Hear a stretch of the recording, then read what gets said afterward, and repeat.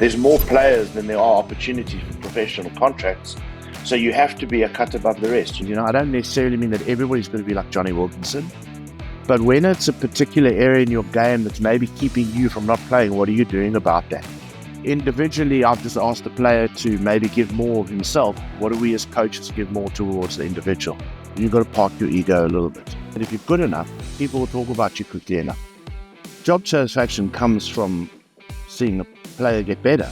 Why the hell did we swim with sharks before the British and Irish? Like, seriously, I still have freaking nightmares about that. 2011 going into the World Cup, maybe we've certainly been criticised for it, that maybe we were too loyal to the old guard. Gary, you mentioned that selection issue with, like with Tendai or with Beast coming through and Gurthro there. I mean, no, because it's like... Under Doc Craven, they go and tell the guy to turn the floodlights off, and when he came back, he wasn't in the team anymore, And how was G? How did you find G to coach? Was he? You don't actually have a clue what you're talking about. It's been, it'll be like you coming to South Africa and teaching us how to braai. It's never going to happen. You know what I mean? So we were on a 10-game winning streak, and I lost my job, and I'm thinking, wow, people will drive the success of any organization. Hi everybody, welcome to our podcast, Lessons from the Game, with my co-host, Pegna. All right, we've got an unbelievable guest today who will be sharing some great stories with us. And he has achieved some great things in his career as a coach. He's a passionate young man. I'm not calling him a young man because he's still a young coach. He's still young at spirit. He was integral with the Springbok team in 2009 when they beat the British and Irish Lions. And also beating the ABs 3 times consecutively in 2009, but also part of the World Cup team in 2011. And we is none other than Gary Gold. Gary, good to have you, brother. How are you doing? Good, and you, G. Yeah, thanks very much for inviting me, guys. And it's good to see you and Ben. And so awesome to hook up after all these years, Gurthro. Yeah, so lovely to see you guys again. Great to see you. Great to see you, Gary. Ben, how are you doing, man? You good?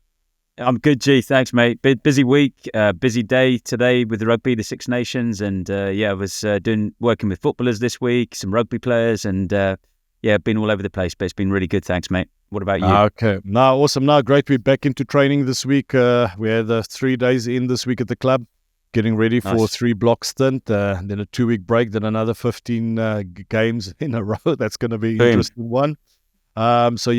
I just took some time for myself this morning, chilled in, battle game after 6 weeks. So body sore, felt like I played the ABs. So, that's a bit tough. But anyway, really looking forward to this chat. Gary, thanks for taking the time for joining us on our podcast. We've come a long way. Remember back in the day in Newlands, we crossed paths with, remember Paul Delport in the coffee shop in Newlands? Very well, yes. Always enjoyed your passion and your energy. Yeah. But we like to start our podcast with this one question, which we like to share with our audience for young and aspiring rugby players and coaches. What is the one lesson from the game that you have learned that you can share with the new generation of coaches and rugby players? Yeah, it's a good question, actually. It's quite interesting because recently I've had reason to be reflecting on issues like this. I'm in a bit of a crossroads at the moment with my career and reevaluating certain things. And one of the things that I wanted to do as well is reevaluate my philosophies and, where the game is going at the moment now. And so questions like that are particularly relevant at this moment in time, and I think I've probably landed on two significant areas for me. The one which I could give as a piece of information to as you say, young and aspiring players, but also guys who want to become coaches, maybe even very good players at the moment who aspire to do that. And that is, it's a really interesting phenomenon when you look across the board and you have a look at an individual who has a desire to want to be in the game, whether that's as a player or as a coach. And then you look across the landscape and you see that. Let's talk about players for a moment now. The guy might be a particularly good player. He might be a back row. There's a lot of back rows, very good back rows. They're strong, they're athletic. Does he jump? Yes, he probably does jump. He's very good on the floor, carries well, blah, blah, blah, blah, blah. And then you've got to ask yourself, what's the point of difference? And where does the point of difference come in? And what is your point of difference that's going to make you stand out? And stand out as I said, as a player that's going to make guys like you and I at Gurthro as coaches have a look at you, want to recruit you, and then more importantly, Ben, when you're actually within the squad, how often do we want to pick you and become and rely on you? And I think that has, as time has morphed and the game has morphed, I think that has certainly fallen within your personal ability to want to take your game to a different level. How much individual stuff are you doing on your own when, as they say in the cliche, the cameras aren't watching? When nobody's watching, when us as coaches aren't watching, how much work are you doing? If it's in Gurthro's area of expertise, how much work as a front row forward are you doing on your call, on your positioning, on your setups, for example? It's very easy for you to be able to set up something at home with some bands and be able to do some setups. From a nines point of view, how often are you just in the back garden with a car tire, getting the ball away as quickly as possible, left and right, up against the target? Yeah. How hard are you working with your box kicks against the net, et cetera, et cetera. And for me, what's happening now is because the competition pool of players is so big, it's so competitive. Unfortunately, with where the game is at the moment, in the UK, you see a couple of clubs have gone under.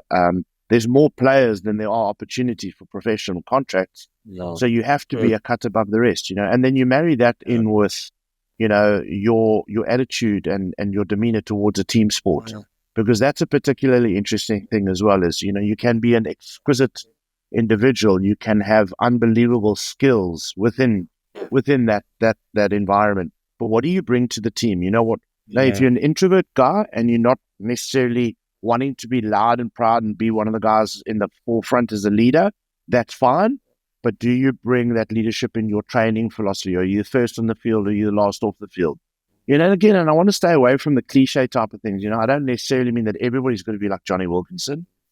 But when it's a particular area in your game that's maybe keeping you from not playing, what are you doing about that? And I think there's a bit of a tendency at the moment to, if you're born with a God-given talent and you're fantastic rugby player and you're brave and you're strong and you tick all the boxes, and you probably are going to get a contract, what's making you that extra bit different, that 2% above the rest? And I think that's probably one of the lessons, certainly as a younger coach, I went through the motions of, a Gutty comes along, you pick Gutty, you play him, and there's no issue with that, but how do you impart that knowledge to a player to say, how do you become the very best? And that brings me on to my second one, which is a coaching reflection on myself and many, many errors that I made and have made as a coach that I look back at. And individually, I've just asked the player to maybe give more of himself. What do we as coaches give more towards the individual? And I think a lot of the time as a coach, we can spend a lot of time with the group. So if there was a time where I was a forwards coach, it would be with the forwards. If I was doing attack, it may only be around the attack. But how much time am I spending with the individual? And I feel, as a criticism towards myself over the years, I don't feel comfortable that I've spent enough time with the individual, getting the ideas of what that individual is thinking. What is it? He may have a very good idea that he doesn't feel comfortable to bring that to the group. You may get that out of him in a one-on-one. What do you know about him? What makes him tick? What's going on behind the scenes at home? What's his mental state like when he comes to a game or he comes to a training session? You can choose to want to do this or not want to do this, but if you do want to delve into what's going on in his personal life and find out what's going on there, you'll get to know more about the individual. You'll build a better level of trust. And then when you do need to have those difficult conversations, or you need to be able to have a conversation of positivity towards him, you'll have a much stronger level of trust between yourself and the player. And that for me is something that, wherever my next venture is, something I'm going to put a lot of more time and energy into for myself as a coach. Yeah. Today's Lessons from the Game episode was possible thanks to the support of Harris Begley Financial Planning, headed up by former Blackheath player Matt Begley. They are the experts to speak to for tailored advice on investments, mortgages, insurance, and pensions, helping you plan for a future of financial security. So when you think money, think Harris Begley and head to www.harrisbegley.co.uk.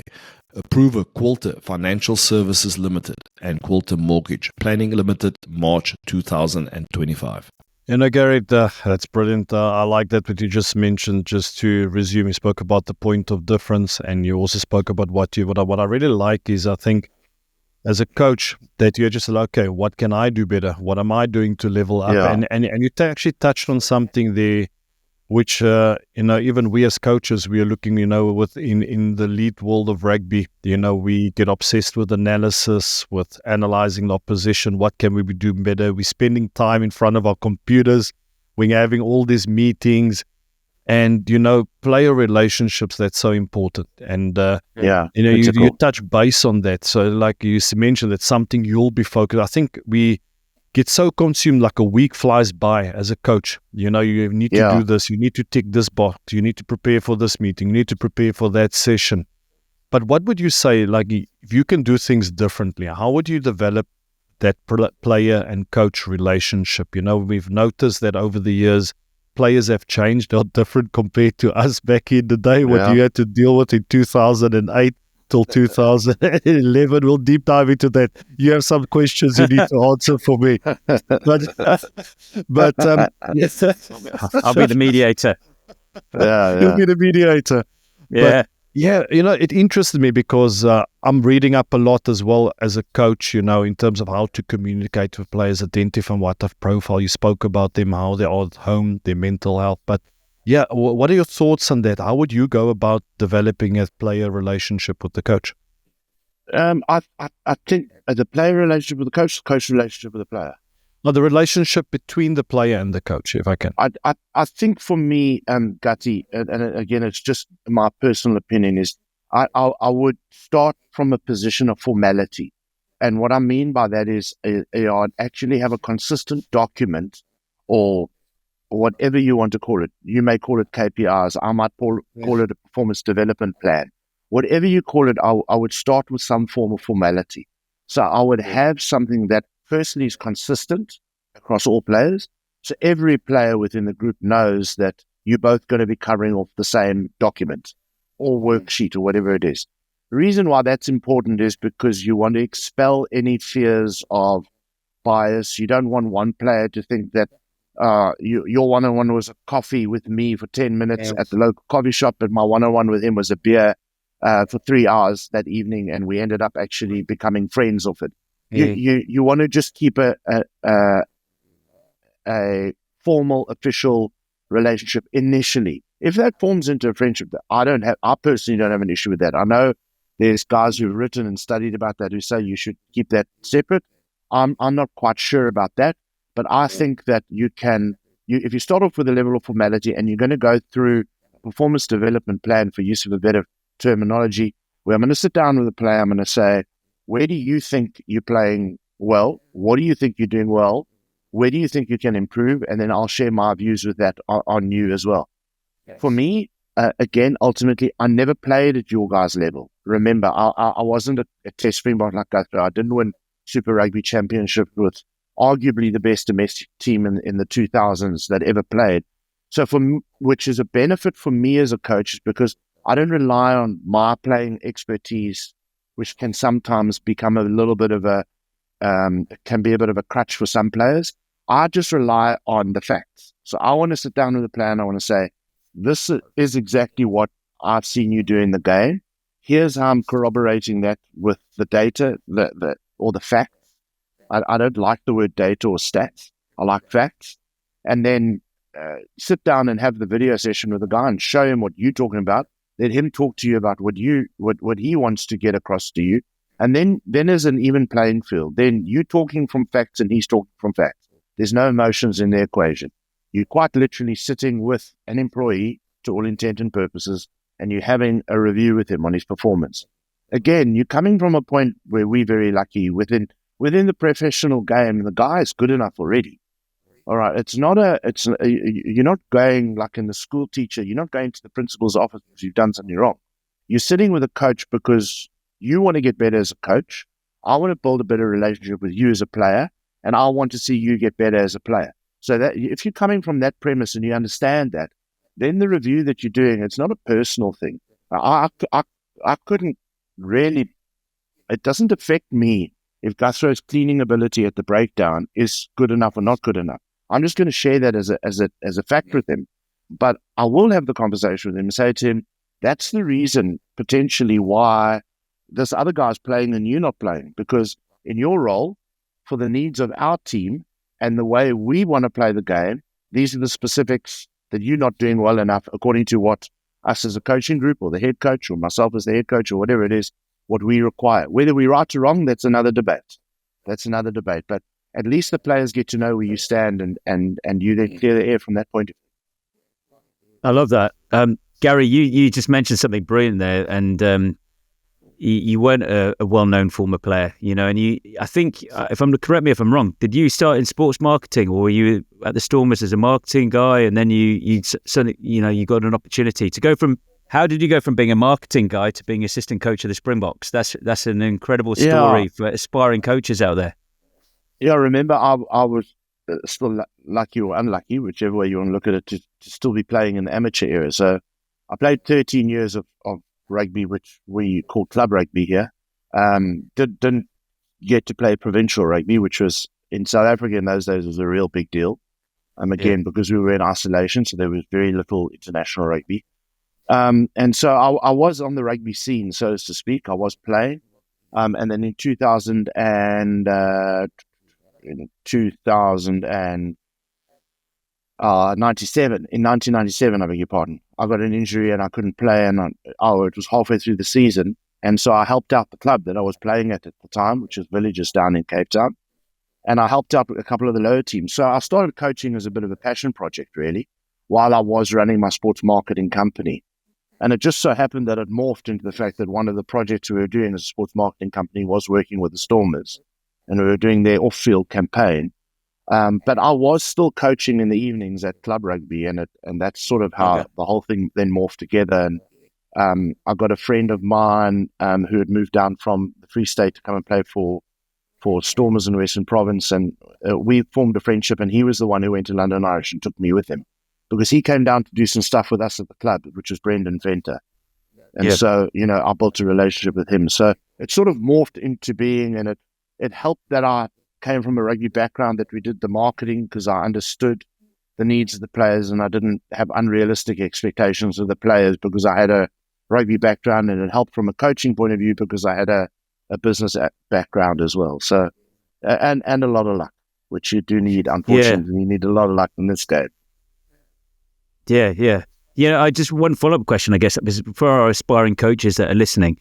Did you put some goals in place of how you wanted to run that journey, or was it an intentionality, or was it just, you were in the right people, you were networking, or was it, I can imagine it was tricky. I did and I didn't. And I'll tell you why I say that. I would be lying if I said I could whack out a piece of paper and show you that I wrote down goals and I'm that diligent. I'm not remotely that diligent. But I did. I suppose I got lucky in as much as that Super Rugby was on the rise at the time. I remember the team of that era were the Reds, believe it or not, Queensland Reds, where Eels and those guys were playing. Eddie was coaching them at the time. He had come off the Reds, and then the couple of years before that with the Brumbies were the superstars of Super Rugby. And I remember with the old VHS machines, and I managed to get myself a VHS machine that had a disc on it, that instead of the remote, because the remote was too quick, the disc was able to move the video forward and backwards like that. And I remember doing line-out analysis and watching John Eales and how he ran a line-out, and then just making a whole lot of notes and taking that down to club rugby. So I didn't necessarily have a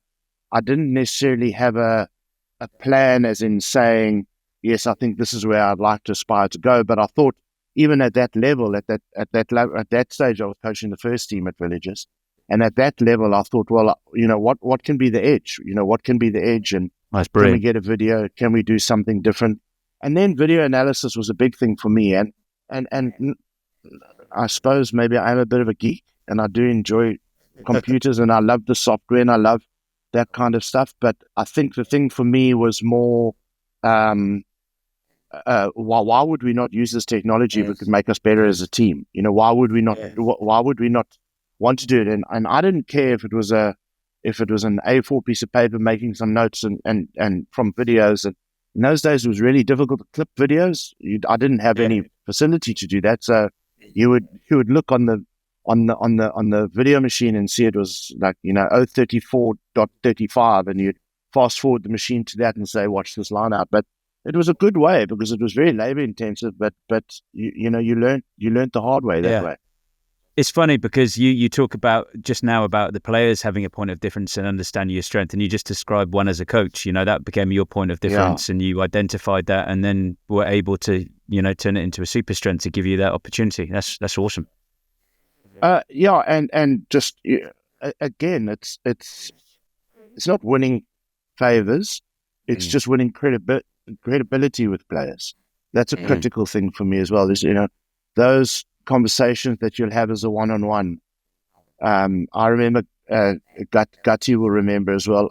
For some bizarre reason, if you look back at it now, I remember people when we were with the Springboks saying to me, that guy Juan Smith was very quiet today. I go like, he made 15 tackles and he was the first to arrive at like 17 rucks. But you don't see who gets to the rucks first and who's efficient, and why we only maybe needed one or sometimes only ever two cleaners at a ruck and the ball was away.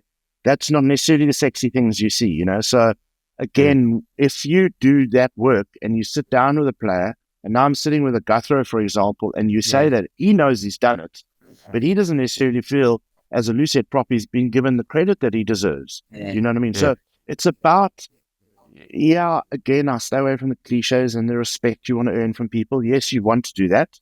That's critical, obviously, but it's the credibility. You as a player want to sit there and go, I think this guy can add value to me. Or you don't want to be sitting there and going, and we've all had it, and I've had it happen to me. I know that there's players out there who have looked at me and gone, oh, this guy's a muppet. He doesn't know what he's doing. You know what I mean? And that's a challenge. That's a challenge. You've got to try and win those players over from a credibility point of view, because you've got to work together, Yeah, 100%. And that's a task. Gary, you touched base there on, winning credibility, and I think that's important. I experienced, I was fortunate enough to play with some great teams, and I was very privileged to have had a great career, and I to earn that credibility as a coach. That journey, it wasn't easy. My journey was atypical in a sense of I resorted to social media in France. Doors would just keep on closing down. Being a foreigner, being a Toulouse player, I've shared the story on various episodes. And the question I have is, because a lot of young coaches are motivated, so they are upskilling themselves. They are learning. I'm mentoring coaches, helping them how to coach the scrum and their frameworks, their process, their planning, how to bring the best out of the players, simplifying things for them. Ben is doing something similar. And the biggest question that always comes back to me, and a lot of coaches reach out to me on social media, they're like, I've done my certification, I've done my coaching course, I've done my IRB coaching courses, I'm ready to go, but I just don't have the opportunity. I'm struggling to find a team to coach. So if we take with all your years of experience and the current climate of rugby, the condition, I know it's different in each country, but if you can maybe just give a few tips to our audience, those young coaches who are, how can I say, consistent with their efforts, and they are willing to putting the sacrifices, what could they put into place? How can they get started to get that opportunity? And we know sometimes it's just luck. You can have all the skill in the world, it's about luck, or what advice would you give them to really get an opportunity to become a coach? Yeah, it's a great question, Gutty. It's a great question. So there's two things that come to mind for me particularly. The first thing is, and this is a difficult one to discuss, but it's got to be said, you got to park your ego a little bit. So if you want it that badly, if you really aspire to wanting to do it, you very well may have to start at the bottom. And what I mean at the bottom, I don't mean at the bottom in terms of the level. I mean at the bottom in terms of the perceived pecking order. So it very well may be that you need to go to a school and a club, because I firmly believe that if you're good enough, people will talk about you quickly enough. You will gain a name for yourself. The cream will rise to the top quickly enough. And interestingly enough, the time you may spend at a school or the time you may spend at a local club, the more how do I say it, the more average that club may or may not be, the more of an impact you can have. So therefore, you can have so much more proportional impact on that particular club and yourself than you can if you go as a smaller fish into a bigger pond immediately. And there may be a level of expectation on you that you can't deliver for one reason only. You just don't have the time in the game yet. So to go, and I've seen a lot of guys do that, go and start at a club level, go and start in an academy, go and start at a school level, be able to put the yards in there and make a significant enough difference then. And then by word of mouth, people will talk about it. And again, what's your point of difference as a coach? That might be on field, it might be your X's and O's, the technical side of things, it might be the way you command the team, etc., etc. So I think if you want it badly enough, then you've got to be able to park your ego and you've got to just go be able to work maybe in the not so glorious places, which is the clubs and schools or local academies, number one. And then number two, with modern technology, exactly what we're doing at the moment now, create a channel, talk about the game, show your expertise, take a local game that's of interest, take La Rochelle playing Toulouse and analyze something that you think the man in the street won't see. Take a point of difference and say, I want to talk today about the kicking game between La Rochelle and Toulouse. I want to talk about how I believe Team X dominated Team Y because of the use of the kicking game. I want to show you 3 types of kicks. I want to show you the long kicks that they use for territory. I want to show you what they did with their box kicks. And then I want to show you what they use with any other kicks, like little chips and grubbers. And I want to show you, and I'll give you some facts, and I'll show you the clips, and I'll say to you, every single time La Rochelle, for example, kicked a box kick, they got the ball back 75% of the time. So they gained 25 to 30 meters in the field, and they got the ball back 75% of the time. That was a territory game and a possession game, and they used it very adequately because the opposition's wingers were a little bit suspect under the ball, and it was an excellent tactic. That led them to have ball in the front foot. It led the opposition to be disorganized defensively, and from there, the following came. And you show those insights in the game, and you put them on a platform like this, and then it's just giving yourself a hell of a better chance. As you say, there's a level of luck. You do need that. I mean, again, I would personally, if I were in an environment and somebody would be able to take the time and effort to put something like that together and send it to me, I would definitely give them the credit and have a look at that. I may dispel it, but I would take the time and energy as a coach to look at that. And you'll be surprised that a lot of coaches, I mean, Gurthro, Ben, I'm sure you would look at something, somebody saw this podcast, said, wow, I'm interested, and sent you guys a clip, and you went, wow, I really like that. Or he came up with a new scrum technique, and I don't mean technique, I mean a newer way to maybe get some training at home or whatever the case may be is, So whatever the case is, there's enough platforms in today's day and age where you can put yourself out there and you can give yourself an opportunity to be seen. Yeah, I think that makes so much. And I think what you said there about, creating a channel, that's great. I just saw, was it yesterday? Got this private community, where we're talking about the scrum. We got coaches, we got players, and someone actually posted the photo of the breakfoot of Mavaka. It was slightly tilted, and now we're starting to chat like, why is he doing? What's the reason? And it takes me back to my journey. Gary, when I started, I was coaching under 15 teams in Colombia, and I was also volunteering at the amateur club, and minimal equipment, and I just followed the advice of, I worked with some great guys like Richie Gray as well, and I was fortunate to have quite a few discussions with Jace Ryan, who is currently now the All Blacks forwards coach, and he just said, you need to use every single opportunity to coach, which is very important. But Gary, I want to change things up a little bit. There's just one more thing as well. Sorry to interrupt you. The other thing as well is if you're not doing that as an aspiring coach, if you're not putting yourself out there and you're sitting, you may have done your courses, you may have done your studies, you may have ticked all those boxes. If you're not out there learning your trade, where you don't have a scrum machine or you don't have facilities and you're not actually coming up with ways and ideas, you're then really not growing as a coach. Yeah. So you sort of, whether you like to do that or not, you're not actually, you don't have a choice. If you want to go ahead, you have to do that. Yeah. And also, I think on that one, you've got to ask yourself, actually, do you really love it, or do you love the idea of it? Because if you love it and you're really passionate about it, you'll go out and graft somewhere, and you don't really you want to just help the individual get better, don't you? You don't really want to. You're not doing it for, as you said, park your ego. You know. Gee, I think job satisfaction comes from seeing a player get better. The results they're nice, and obviously, unfortunately, in our sphere, they're important, but the real satisfaction comes from, I think, Gutty, is seeing a guy who you've maybe worked with over a number of years and then become a Springbok, or get a contract, or that's the real satisfaction of the job. No, definitely. We've spoken a bit about that, haven't we, G? Like just helping a guy fulfill their potential. Definitely when I see someone like Jack Willis and some of the other boys that have come through the Wasps Academy or Benno Abano, who well, and all these other boys, but it gives you a lot of satisfaction.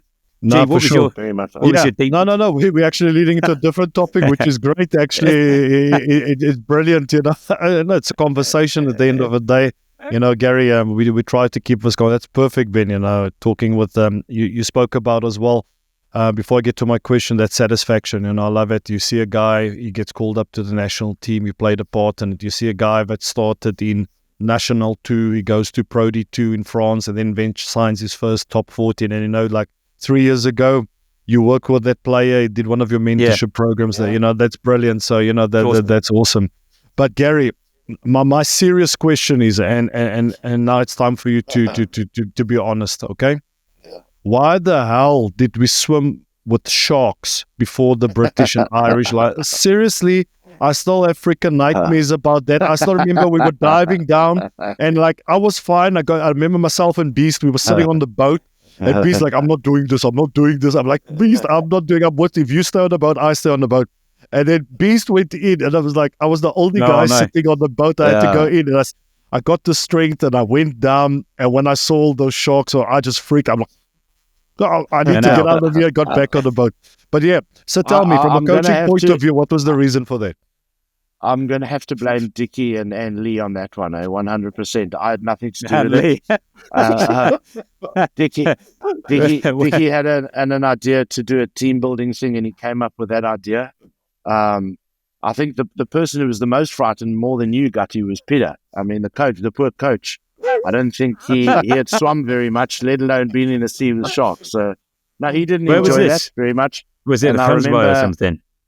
No, it was in the ocean. Off the Durban, there was no cages. Durban, okay. Ben, there was no cages. It was open water, and I particularly remember. I remember Gurthro, I remember Chili Boy, and I remember A.D. Jacobs being the three guys who were, and Fide himself, who were absolutely petrified. Listen, I wasn't the bravest either, so let's not. But it was the idea behind it that Dick had was facing your fears, facing your fears and facing something that you believe is. We obviously, not we. I had nothing to do with it, but they had obviously done their homework and knew that there was you remember Gutty, they used to make you put your hands under your arms like that, because apparently the sharks will nip at that. I remember that.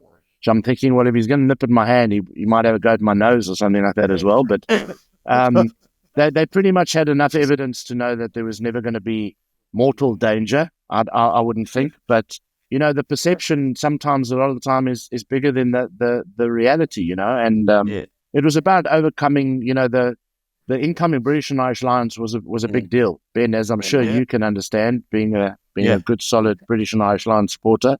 And for us, it was a big deal, and we had esteemed professionals like Gurthro who had won World Cups, and it was a big deal for am I right, Gutty? It was a big deal for you guys to finish your career by beating them, So that was the idea. The idea was facing your fears and then being able to overcome them. Pretty much like if you can face a fear, something like that, which is so out of the ordinary, so something you wouldn't think you're going to do on a normal basis. It's different going when there's a cage around you, but doing it when you're 4 or 5 k's offshore and thrown into the water is it's different gravy. What was that experience like with the? Sorry, G, go for it. No. What I just wanted to ask is like, obviously, and this is what I like about doing the podcast now, Gary, speaking to former coaches. I had Basil Karsis on here as well, and we spoke to Anley, and it's getting great. Good man. As a player, we have our perception. Just spoke about perception and how we see things, and we don't. And now I'm seeing it as a coach. The amount of work that went in behind the scenes. People. Now we get criticized a lot for getting kicked out of the World Cup in 2011 at quarterfinal. That's probably a discussion on his own.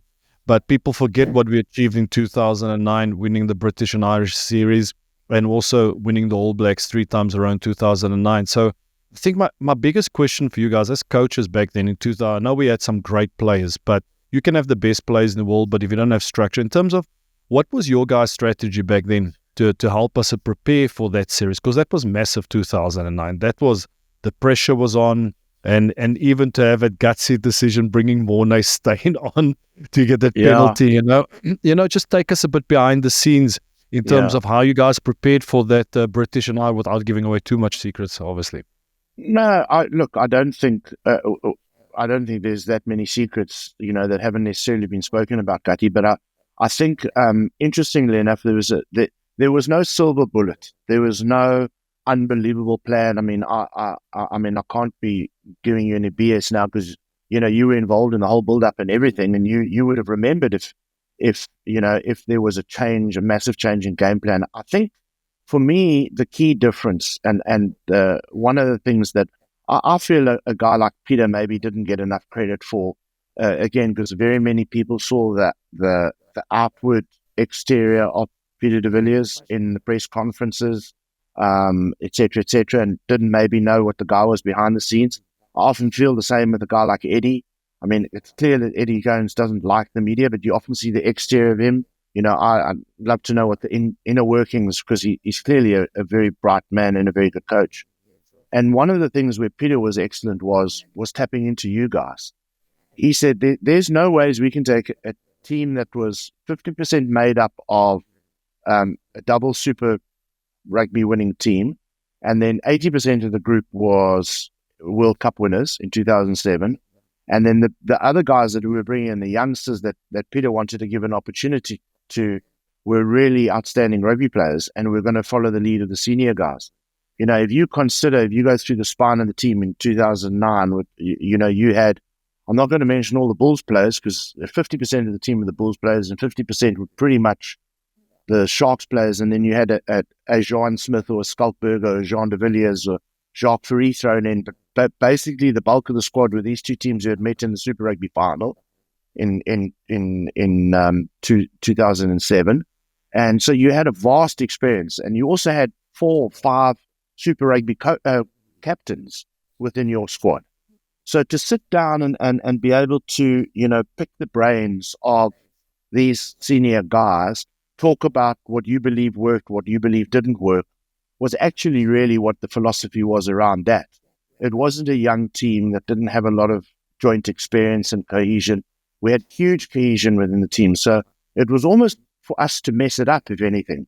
If we had, thrown the baby out with the bathwater, but then also not recognizing that there were changes afoot. So you use Mornay as an example. Mornay had played unbelievable rugby and was starting to become the most prominent fly half in certainly South African rugby, but wasn't part of the 2007 World Cup makeup, and only had started making his name for himself in 2008, and then obviously 2009 was a brilliant season for him.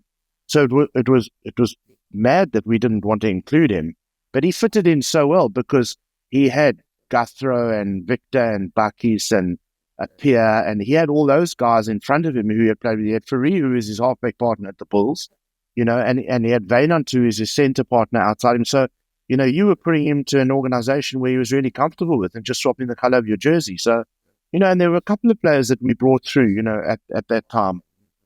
Sorry to mention it, Gutty, but obviously it was the time that Beast came through as well, so but it made sense. Orsett moved on. Gutty was the main man, but then somebody had to take the place from where Orsett had left, and Gurthro was holding that mantle, and Beast was the youngster coming through. So it was that type of it was that balance that you needed to keep, and maybe there's a lot of merit in saying that maybe we got it wrong in 2011. Maybe, just maybe, 2011 going into the World Cup, maybe we've certainly been criticized for it, that maybe we were too loyal to the old guard, and we should have maybe looked at being bold and making one or two bolder selections in as much as keeping the guys in the group, but maybe, at that stage, the balance had swung in terms of the younger guys. And that's something that you can clearly see now. If I may use the Springboks as an example, you can see that Russie's doing that particularly well. He's now using 2024 and 2025 as the 2 years where he's just blooding kids. He's letting guys come through. He's letting them understand what it's like being in the Springbok camp, letting them understand what it's like to be in the international stage. And hopefully along the way, they're accumulating 10, 20, 30 caps. And then by the time 2027 comes, he's going to want the cream of the crop to rise to the top. And then, then he's going to pick the guys. But, he very well may still have I'm not sure if Eben's going to be around as an example, but he'll have a highly experienced 50, 60, 70 test cap playing, but he may also be able to blood the youngsters through at the same time. Gary, there's so much I'd love to ask you about all of that, and I could probably, as G would say, I'd geek out because of the Lions. Geek out, go for it. No, well, there's too much, to be fair, because when I remember watching the original Living with Lions, video in '97. So although I'd watched all the videos of the Lions as a kid that we had VHS, my dad had showed me, and I'd seen Barry John and all these people going to New Zealand and then the '74 Lions and that. Yes. So in terms of in the UK. That's just the South Africa tour is just this incredible one. So, G, I've got a second question for you in a second. But Gary, you mentioned that selection issue with with Tendai or with Beast coming through and Gurthro there. I mean, no, because it's like selection. I think is when I see the key attribute as coaches, and I think I've heard Jake White say this, and I've heard Sir Clive Woodward. They talk about selection and making those hard decisions, and Wayne Bennett talks about it, doesn't he? I mean, that must have been a hard decision with Gurthro and Tendai, and because you build relationships, and you talked about trust earlier. Can you talk about that? Yeah, very much so. I mean, it was, and no one.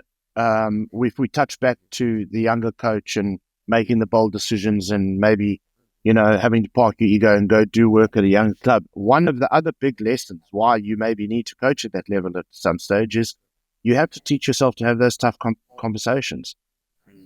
And for me, I'm very clear in my mind about how those tough conversations need to be had. They need to be had based on facts. And I said to you earlier, that's the time in the conversation where you want to park the emotions and you want to park the passion and the chest pumping. That's the time where and nowadays, it's very, very different to what it is then, because you could potentially be playing with the guys. I hate equating it to this. I absolutely hate it. But you could be equating it to a £30,000 match fee that he's not going to get because you're not going to pick him. This is consequences. This is not just about the fact that he wants to play on the weekend like it was 10 years ago, or he wants to accumulate caps. Now it has other leading benefits to him. So that's why I feel that the players deserve a truthful and honest answer in terms of what the state of the play is. And I think it's a big responsibility on the coaches. I certainly can remember when I played, I'll never forget the story. I had an ex-Springbok who was my coach, a guy called Rob Lowe. And this guy arrived on the Thursday. The team had already been picked. We were playing on the Saturday. And this guy arrived at training on Thursday. He came from England, funnily enough, out of all places, Ben. From Wigan. And he had a monster tattoo. He had a monster tattoo of a bulldog on his arm. And Rob took one look at this and he said, no, you're not playing. This guy's playing, And I mean, that was the mentality of selecting teams in those days. He just looked tougher than me. Look, he was actually a lot better than me, so that probably ended up being not such a bad decision. But the guy just looked tougher than me. He looked mean, and he looked like he'd knocked somebody out in the pub. So I got dropped on the basis of that. Those days are gone. And there's many hilarious stories in the past about, we'd under Doc Craven, they'd go and tell the guy to turn the floodlights off, and when he came back, he wasn't in the team anymore. Those kind of stories. But in today's day and age, you've got a real responsibility. You've got a responsibility towards the players because they have significant impact. And you've got a responsibility to your stakeholders in your organization because you've got to answer for it. Why didn't he pick these players? So it is a difficult. It's certainly up there with some of the most difficult elements of the job, but I don't think it needs to be. I really don't think it needs to be. I think if you've performed those tasks that we spoke about earlier, if you have a relationship with the player, if the player knows where he stands in good days and bad days, selections like that should not really come. They shouldn't come to players as a massive shock to the system. You know what I mean? I mean, every now and again there will be one, but if that player knows that he's behind the black ball, he's not doing enough, he's not doing this, he's not doing that, then you'll know where you stand from that point of view. And that's the reason. That's another one of the reasons why it's so clever. Sorry to interrupt. Yeah, how was G? How did you find G to coach? Was he any? Hey, Gary, you can be honest. This is a Lessons from the Game podcast. I've had Zalon and Leon. So Gary, you can just join the pylon if you want. No, I'm joking. No, I mean it's an easy conversation. Listen, I mean Gurthro was obviously an outstanding player. I mean we know his history, his pedigree. I mean he was a cornerstone, obviously, of that Bulls team. A brilliant Springbok. I mean I remember him very well at the World Cup and the amount of time, that we spent with him, and got to play many tests and had a huge effect in many of them as well. But I think Gutty even would be at pains to admit that. I mean, if you ever have Phil Vickery on the podcast, you can just ask him, how things went in that first test. And I think Beastie had a bit of a freak season that season. He played particularly well and putting us under a lot of pressure, and it's a healthy situation to be in. Yeah. It's a really good, healthy situation to be in when you've got an esteemed, experienced professional who had been there and done it, and who was really very, very well respected as well. And I only say that because I can say that. I certainly wouldn't say it if I didn't believe it. But Gutty was massively respected within the team and the organization, and it's not important to be liked, but it was nice that he was a really well-liked guy and, had a good demeanor about him. And so always brilliant to have Gutty in the team as well. No, thanks for that, Gary. I think, I'm taking a lot of time working now with players where you have to make those tough selections and those tough coaching calls. And, sometimes it's tough. You take a player off after a few penalties in the game, but you would love to keep him on. But it's not always easy. And sometimes we make those calls like you just mentioned. We do it with facts. That's what I also do. When I do my analysis, I go through my analysis, state on facts what I've experienced and know what the player is capable of. And, I'm also having a hard look at myself of how I was. There were times in my career I could have done things better. I remember that meeting. It was intimidating back then, having you, Peter, Dick, and everyone in the room one-on-one telling me that I'm not good. I wasn't doing good enough, or was not maintaining my standards. And I think comes down as well to a player's perception versus the reality. You need to make sure that there's a link that is actually the same thing. You can't overestimate yourself. You need to also be honest with yourself where I'm actually at the moment. And we have to be honest. You just mentioned the Beast. I got along with Beast very well. I remember in the World Cup, the two of us made a pact in 2011. Listen here, whoever plays, we back each other, we support each other. We spend our off days together at lunch and Nando's, in New Zealand. So, we were very respectful, and it was competition, it was healthy competition. And, I went through a time, 2009, where I didn't play much and I missed out in that test series. But it comes down to, I think the biggest, for our audience listening, for those of you watching, you just got to be honest with yourself. And using, like Gary means, like, get the facts right, like, where am I at with my performance? What can I do to improve? What is my point of difference? And, Beast back then, his point of difference was speed. He had energy, was devastating in the scrum. And that's something I had to work on to make sure that I get back that dominance in scrum. But Ben, I know you got a few more questions to go into, man. Yeah, you know what? It's a great point, G, because we talk about, people listening in the corporate space as well, and they're doing other jobs and lots of different jobs. And we talk about leveling up and having those goals and having that understanding your strengths. Gary mentioned at the outset of our conversation today, talking about identifying your strengths, basically, and your sort of super strengths, and then being able to, my words, amplify that and knowing what separates you. But Gary, one of the things, on that, I'm guessing it came into play, but you did a phenomenal job when you went to the US. You took Scotland as a scalp. Can you give the people listening in whatever industry they're in, can you give a couple of the processes that you put in place to turn that corner? How did you do that? when you go into an organisation, what do you do? Do you take an audit? Can you give us a couple of please? It'd be great. Yeah. Again, great question. Yes, is a simple answer. You do some form of a due diligence. You go in there and you have a look and you see the hand that you dealt. Again, funnily enough, this research that I've been doing recently has been talking a lot to that, a lot to a model that when you go into an organization, there was a psychologist called Bruce Tuckman, and he, for example, he had a model called forming, storming, norming, performing, but it takes 18 to 24 months. That's how he named it, but it's the 4 stages is the forming, where you get team members to get to know each other and establish the roles within the organization. What did I have to do? Again, the geography was massive in America when I got in there. But a lot of the guys had played together, so I wanted to understand what that group looked like, what the dynamics of that in-group looked like. And was I and my coaches, were we able to then give a simple game plan across? And we can touch on that in a second, but I simplified a lot of things there. And, again, a lot of people have this fear about the simplicity of certain things. But, sometimes when time is not on your side, in other words, you don't have a lot of time with the players and you don't have a lot of time in training environments, simplifying and everybody being on the same page is more important. That goes to the forming part. The storming is when the conflicts arise, individuals, they want to try and assert themselves. Maybe there was a guy who's the main peanut in the pack before I arrived, and, I've made somebody else captain, the other guy doesn't like it, and you got to then deal with that storm. And because you are going to, whatever you're going to do, you're going to go in there and you're going to disrupt the environments a little bit. And, that takes time, and that very well may be the fact that player doesn't play a role anymore within the group because the storming part of his conflicts are too, they're too disruptive towards the team. Hopefully that's not the case.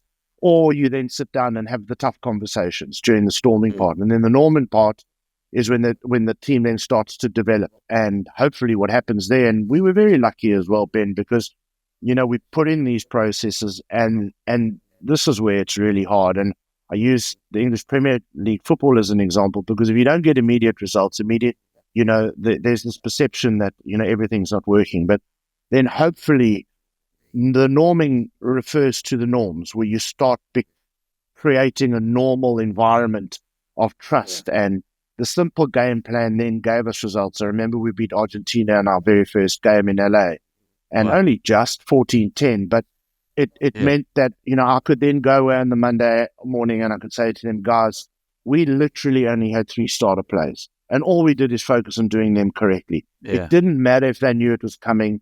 It mattered that we were able to execute them well. And Gurthro, I don't know if there's a better person I could use as an example. Gurthro will tell you that the Bulls from 2007 through to 2011 were a ridiculous team to play against. They were absolutely fearsome. I mean, infamously, 2005, they gave the Stormers 75 points in Cape Town, I believe it was, or in Pretoria, actually. Everybody knew what the Stormers were what the Bulls were going to do. There was no sneakiness in their game plan. You just couldn't stop it. So that was creating the norm, and then the performing is obviously speaks to itself. So it's going into an environment and having an idea. Whatever, I loved that one. I loved that model that Tuckman spoke about, and it's not mine; it's his. He deserves the credit. But I loved the simplicity that it spoke to. And again, then the selling of the simplicity, interestingly enough, for me, has often been more difficult than selling the complicated side of a game. And again, Gurthro can, talk, and maybe even another podcast. And I'm sure when he speaks to line-out specialists, this will come up as a subject. But we had a ridiculously simple line-out calling system when I was with the Boks, and I think the Bulls wouldn't have been too dissimilar because Victor basically ran the line-outs. And quite rightly so. Why would I go and change something that's not broken? Again, another egoless decision you have to make as a coach. Don't think you have to have the answers all the time. Sometimes the players have got the answers. And I remember having a conversation with Victor and saying, why don't we bring this in? Or why don't we do that? And go, why? This is working. If it's not broken, don't fix it. And so if you weigh it up between having the balance of I'm very simple team and I'm worried that people are going to know what we're about versus having everybody at the page or having people totally confused because you've got so many different players and options that not everybody's on the page. And just as a segue, if you go and do the maths, if you take a pack of forwards, the 8 of them, and if you go 5-3, not even 6-2 or 7-1, if you go 5-3, that's another 5 forwards. If you've got a loose forward and a lock who's covering, and maybe you've got a lock who's going to cover you in the back row, and you go and work out how many line-out options each one of those players need to know, particularly the guys in the bench. And it gets to a crucial time at the end of the game, and you brought your reserves on, and you've got a 4 who's coming 7 for you, and he's jumping at the back, and he needs to know from a 4-man to a 5-man to a 6-man to all the plus ones, and he's got to know what all the line-out calls are. The more complicated you make it, the more difficult you make it for that guy on the biggest stage at probably the most crucial time of the game. So simplicity is a key thing. And that's, I didn't think that in the States we had the time, the energy, and I say this with respect, we didn't have the player personnel to be able to throw a Crusaders playbook at them or something like that. It was never ever going to be an option. So it was about the simplicity, getting everybody on the page, dealing with those 4 steps as quickly as possible, having those tough conversations, and then building some form of a team cohesion to be able to go forward and try and. I feel like we could do a whole nother pod just about that type of thing, to be honest with you, because I'm guessing that was what you used. We need to do a 3-hour pod. We need to do a 3-hour pod the way this one is. Genuinely, because I was, from the outside watching when you went to Newcastle and Bath, it occurred to me because of the lack of time, you sort of had to sort out a D, you had to sort out a set piece, and you got a good goal kicker, or and everybody knew their job really well, and then you because of.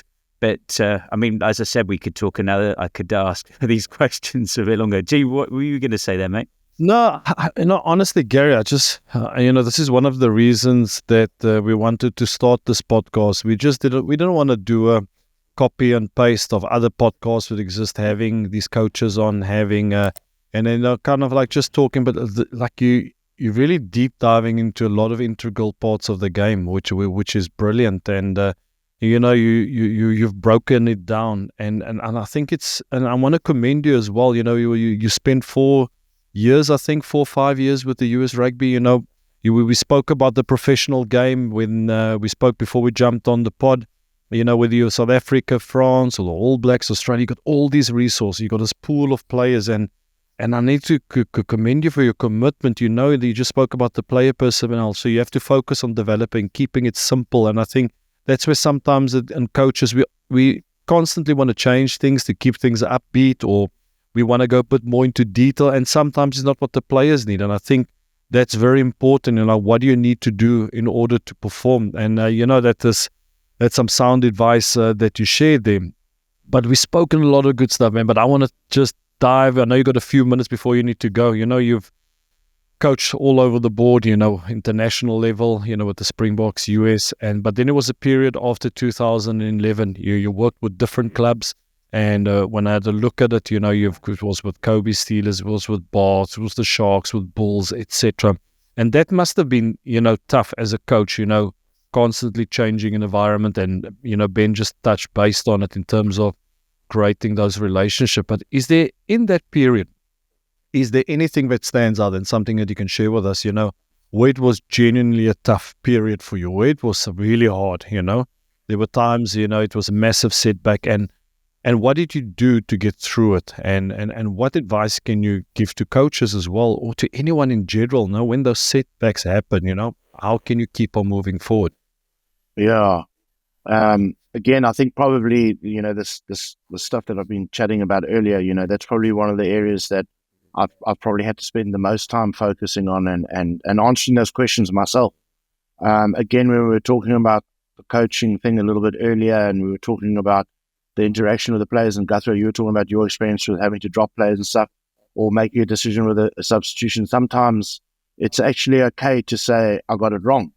Sometimes it's not a bad thing to say that to players. So I think from my point of view, there's certainly be times where I've also, I've struggled with it, and looking back at it now, if I would in that position again, I'm sure I may have done things differently. But I think that period of time that you're talking about now was probably the end of Bath. When the end of Bath came quite abruptly, and again, all coaches sadly are probably going to have to experience. I mean, if you're going to be in the game for more than 10 years, you very probably are going to experience that kind of disappointment. Again, I'm at pains to express the fact that sometimes it's a perception and sometimes we get it wrong. We perceive that we've been hard done by, and maybe we're not. Maybe we've done something wrong. But that particular moment in time, leaving Bath, it was the third time I'd moved countries with my family, and my family was still young at the time. My daughter was 13 and my son was 11. So, the moves were big moves, and I'd moved the family 3 times, as I say, countries. And so to pack up after the Bath thing and have to move back to South Africa was the time that I'd then been approached by the Steelers to go to Japan. And I think it was that period, that period post that and then going to Japan, that I certainly found the toughest. I had obviously lost the job at Bath. I had my family then moved back to South Africa because my children had to go to school. So Japan wasn't an option necessarily for them. And, and then it was acclimatizing to a new job, acclimatizing to a new country, acclimatizing to a new language, acclimatizing to a new group of people that I had never spent any time with, acclimatizing to a completely different new way of coaching, which is 100% full-time with a translator, and then a very different game. The game in Japan is very different to what it is certainly in the UK. And so, but if I look back at it now, it ended up being a brilliant time in Japan. I ended up loving it. The only regret I had is that I didn't stay there longer. I should have stayed there longer. Yeah. So again, I suppose the thing I can say is, to have that presence of mind. Things probably are not always as difficult as you think they are, and they're not always as easy as you necessarily think they are. They probably sit in the middle sometimes, and things do pass. And for me, certainly, that tough time passed. You had to. You don't have a choice. It's a sink or swim. A lot of the psychologists talk about the fight or flight mentality, and you make a decision. You say, well, I want to fly here. I want to carry on coaching. And then I think you have to tap in, Ben, to what you said a little bit earlier. You have to tap into why do you want to coach. And for me, I got a great sense of satisfaction from seeing the Japanese players and their appreciation for the input that you would give to them and the time you would give to them. Those one-on-ones were long one-on-ones because everything was through an interpreter. You know what I mean? It wasn't, you weren't talking your language. A lot of the time the interpreter didn't understand what you were trying to say. So like, you try and crack a joke and they don't find it funny, which obviously, being an hilarious guy, that's devastating for me, So, but you try and be a little bit sarcastic and they don't understand the sarcasm and things like that. So, but you start to see that the reason you coach, which is the appreciation, and that's the one thing that I really loved about Japan and the Japanese players. They just lapped it up. They loved it. We talk, Gutty, in the coaching terms, we talk about whether a player is coachable. Again, I'll go back and you say, when you're doing a player assessment, you say to the player, do you think you're coachable? He says, what do you mean? So do you think you're coachable? Do you think you're open to ideas? Do you think you got a know-it-all attitude? Do you, if I present an idea to you, I'm not saying you can criticize, but, do you come back with a smart counter argument? Just last night, I watched a documentary on the Ravens on the year because obviously Super Bowl is coming up, and I got to watch a documentary that they aired last night on I think Peacock it was, and they spoke about the Ravens year where the Ravens beat the Patriots in the playoffs to get into the Super Bowl, and it was the Harbour brothers. Jim Harbaugh, wasn't it? Yeah, Jim coaching against his brother. And his brother was coaching the Ravens, and it was him talking. And they had an almighty blowout as a team, you know, and a conflict situation, which he just ended up managing, you know, and ended up winning the Super Bowl in that year, you know, so which I think was 213. So again, the reason I'm talking about that is asking yourself as a player, are you coachable? And in that one-on-one, and then these players I found were particularly coachable. They were very open and they were particularly respectful, and they really wanted to go the extra mile, and they had a genuine need for being better. Now, I think that's also possibly a Japanese mentality that they very well brought up in terms of having this aspiration to want to get better. And I think it's the reason why you've seen us as coaches in the Western world use that Kaizen mentality, which of course don't go to Japan and do that because they laugh at you because you don't actually have a clue what you're talking about. You know, it's been, it'll be like you coming to South Africa and teaching us how to braai. You know, it's never going to happen. You know what I mean? So I think he knows. It's basically that the art of consistent improving and getting better the whole time, and you know that they have that in their mindset, and so it's a joy to coach there. And so the sorry, I've been going on a bit. The short answer to that is just go back to the things that you enjoy doing. Can you get that enjoyment? Do you get that job satisfaction? And the answer became yes. And then you got to, deal with the other setbacks in life, you know. And the first thing for me, you know, my Bath exit has been spoken far too much for my liking, has been spoken about quite a lot and quite publicly. But, you know, I think I'm probably at a stage in my life now where I'm looking back and going, well, what did I do wrong? You know, I must have done something wrong. You know, for them, you know, we were on a 10-game winning streak and I lost my job. And I'm thinking, wow, you know, I mean, there's a perception as to what happened, but maybe it was my fault. You know, maybe I was doing something wrong. And I think if you're not prepared to have those tough conversations with yourself, you're probably going to struggle to grow, you know, and they're not nice conversations to have because they're between you and yourself, you know, and you can bullshit yourself as much as you want to, or you can try and find out the answers. Yeah, you were just talking about that sort of that coachability for a player and that growth mindset, and I guess as coaches we need that as well, don't we? Obviously, but I think most of us do. Otherwise, you know, you do a simpler job maybe. Definitely, you know, with a bit more stable job anyway. Yeah. No, you have to come back, but you know we've been so privileged, you know, and like you know sometimes you have someone on the pod and you felt, you know, but okay, it was good. You shared his message, and we've been very fortunate. The last few guests we had on, like yourself and Lee, we had Anthony Watson on as well. You know, just the amount of knowledge, like hours not enough. So we will make sure we are better organized next time to at least block it. Because honestly, Gary, you know, I've always enjoyed your passion and your energy, and I made notes and I got goosebumps with everything that you share and that resonated with me. Park your ego, the art of consistent improvement. You know that are you coachable?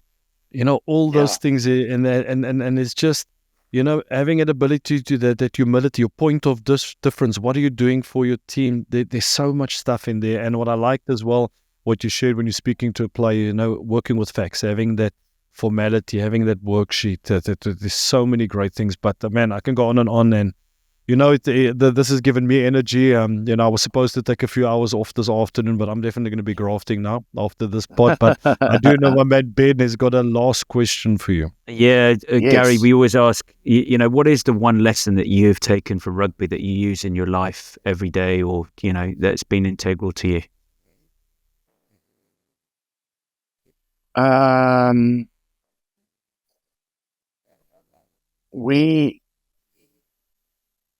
I can take the lesson, and I'm not necessarily saying I've put it into practice. So let's just be clear up there, up front, okay? I think because we find ourselves in a situation in rugby where conflict, unfortunately, is a fact of life. Conflict in a selection meeting, conflict between coaches. I don't mean conflict as in bad conflict. I mean with disagreements, you know, and because you're under a resolution, and because we're under pressure situations. You know, I wrote the other day as well that, you know, a CEO gets evaluated once a year when his financials come up, and the only person people who get to see the other people within the company, and maybe if you're a shareholder, you know, and that's how you get judged. We get judged week in and week out because, you know, our performance of our company is public, and our stakeholders and fans and supporters are quite more motive than a guy who works or is a shareholder of a company. So I think the lesson for me is how you deal with those resolutions within the team environment is how you deal with them outside. You know what I mean? And again, I said I don't always get it right, but I certainly use those lessons. I don't find difficult conversations difficult. If I'm presenting the facts and this is my case versus your case, then it's not. You try and make what's supposedly a conflict situation into a resolution situation. Exactly the word you used, and I suppose that's probably one of the biggest lessons that I've learned. I love that. And then the second thing I would say goes back to the people. Again, wherever I read, wherever I try and learn something, wherever I always stumble on the same thing, always trip over it the whole time, and that is that we're in the people industry, and if the people that work with you, for you, or work with you are not happy and don't get job satisfaction, you don't give yourself the best chance of being able to be successful. So make sure the people are happy. And I don't mean happy as in pay them the best amount of money. I'm saying the job satisfaction, they've got to be heard, and everybody wants to be heard. No matter who, the shyest, most introvert individual, you have an opinion and you want to be heard. You know what I mean? And there was a guy called Tom Peters. He wrote an excellent book many, many years ago called In Search of Excellence. And he takes 5 different businesses. One of them is a sports team, but In Search of Excellence, and there it's just brilliantly summed up, where he talks about the fact that people will drive the success of any organization. And it's very seldom, it's not impossible, but it's very seldom we would go and watch a documentary on a team or a successful organization and there's a thread like people didn't speak to the coach, or they didn't agree with the coach, or we did it. There are occasions, but it's very seldom. And especially when you in America they call it a dynasty, especially if you're trying to the legacy the Bulls left. That 2000 era of the Bulls is a dynasty. It's a dynasty, and Gurthro and his guys will be able to go to their grave when they're 80 years old. You'll go back and have reunions because of what they achieved, because it was massive. It was massive what they achieved. It's awesome. Thanks, Gary. Appreciate that. We could ask so many questions. Yeah. No, it was brilliant, Gary. I know we've gone over the time, but thank you for taking the time. And, we didn't even deep dive in terms of what you're up to today, but you serve so much. And we'll definitely get onto that on a later stage. And we definitely advise our listeners and our audience that is watching, reach out to Gary. He's available on LinkedIn. I think there's so much things that you can share. And you are also doing a lot of motivational speaking as well. So, you're in South Africa at the moment. So I would definitely advise the South African public, reach out to Gary. That's unbelievable. And just thanks for taking the time to share your journey with us and sharing your authentic self as well. And, it was a massive privilege working with you as well. I've learned a lot from you. And we had some great conversations, some tough conversations too. But, I'm also using this podcast as an opportunity to reflect on my journey, what I did well, what I did wrong, where I should have been done better. I'm keeping myself accountable in that sense as well. But yeah, thanks for joining us, Gary, and wish you an unbelievable weekend. Yeah, thanks, you Gary. too. And Great to see you. enjoy the Six Nations. Thanks for your time and thanks for the invite.